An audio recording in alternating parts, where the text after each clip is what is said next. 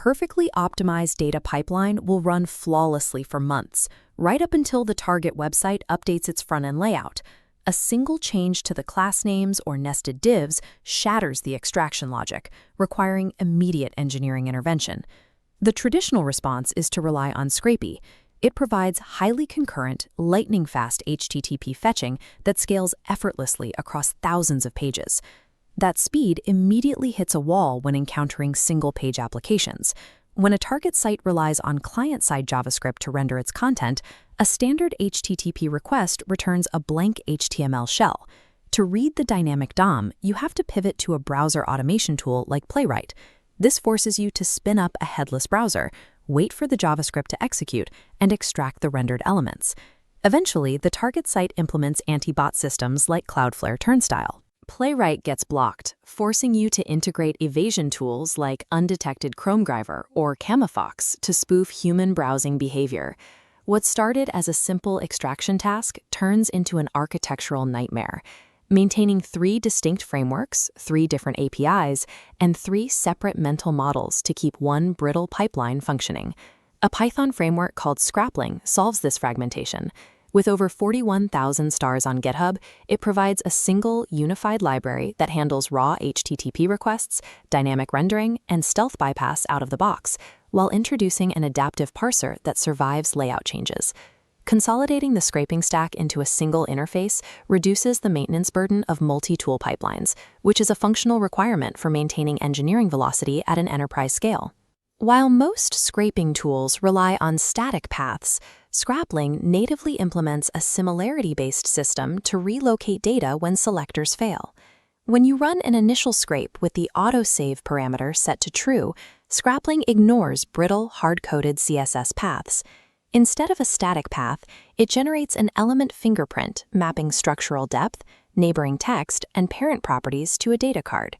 When layout updates destroy the path, adaptive similarity algorithms scan the new DOM to lock on to the relocated target.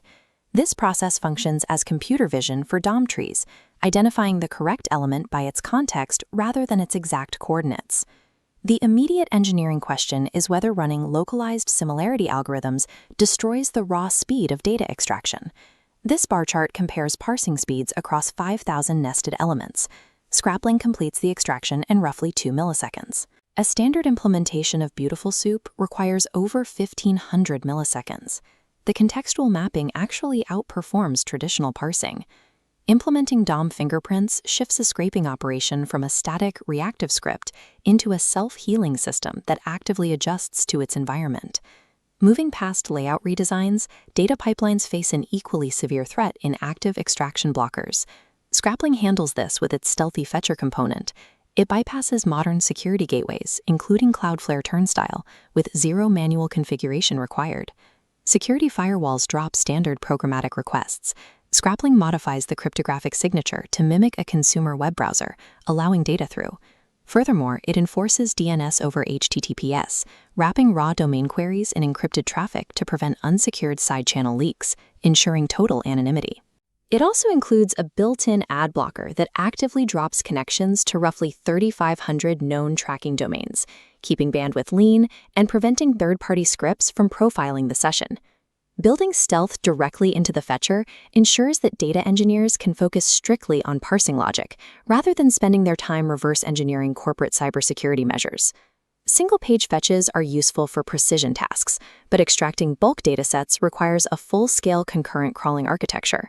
Scrapling provides a spider framework with an API similar to Scrapy. You define starting URLs, write asynchronous callbacks, and let the engine handle the queue. Traditional spider frameworks force a hard constraint. Every request in the queue must execute through the same session type. Scrapling introduces multi-session spiders. Using a session ID parameter, you can route individual requests to completely different fetching engines within the exact same crawl. For bulk extraction of static pages, a high-volume stream routes through the raw HTTP fetcher to maximize concurrency. When the spider encounters a protected target or dynamic application, the funnel diverts that specific request into the heavily shielded stealth browser logic. The spider framework also features checkpoint-based persistence. If a crawl hits a rate limit or requires a hard exit, progress is saved gracefully. You can resume the script later exactly where the queue stopped.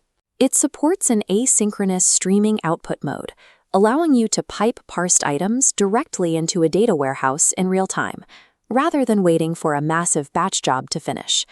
By operating both high-speed HTTP requests and heavy browser emulation under a single concurrent roof, teams can reduce their scraping infrastructure overhead. As LLM agents take over autonomous data retrieval, the technical requirements for scraping are shifting towards precision and context window management. Injecting raw, unparsed HTML into an AI's context window is inefficient. The high token count introduces latency and increases API costs. Scrapling includes a built-in server using the Model Context Protocol, allowing integration with AI agents like Claude or Cursor.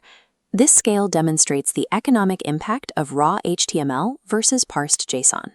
Instead of forcing an AI model to read thousands of lines of raw HTML to find a price point, Scrapling delivers a clean JSON payload, significantly reducing token usage.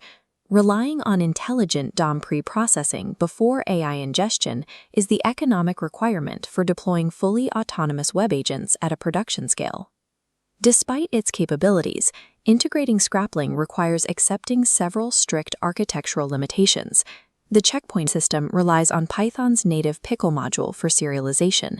Because pickle can execute arbitrary code during deserialization, this creates a known remote code execution vulnerability if you process an untrusted state file. The project also carries a severe bus factor risk. A single developer is responsible for roughly 96% of the framework's commits, meaning the library's future depends entirely on one maintainer. The ecosystem lacks the maturity of older tools. Scrapy offers a library of generic spiders for XML feeds and sitenacks, alongside deeply customizable middleware pipelines. Scrapling only provides basic hooks. If you plan to deploy the dynamic or stealth browser fetchers to a serverless environment like AWS Lambda, you will face a severe memory penalty. The required Chromium dependency adds approximately 500 megabytes to your deployment package. Adopting this tool requires a calculated trade-off.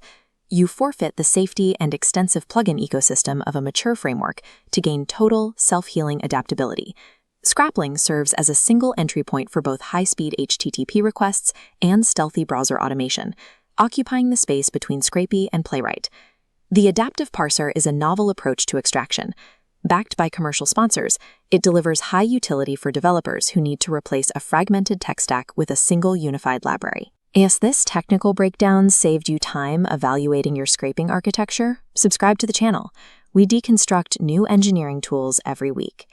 Next, watch our deep dive on Crawl for AI to see exactly how to format extracted web data specifically for LLM training pipelines. Contextual DOM fingerprints create a level of reliability that static selectors cannot match, allowing data gathering scripts to survive the inevitable decay of modern front-end layouts.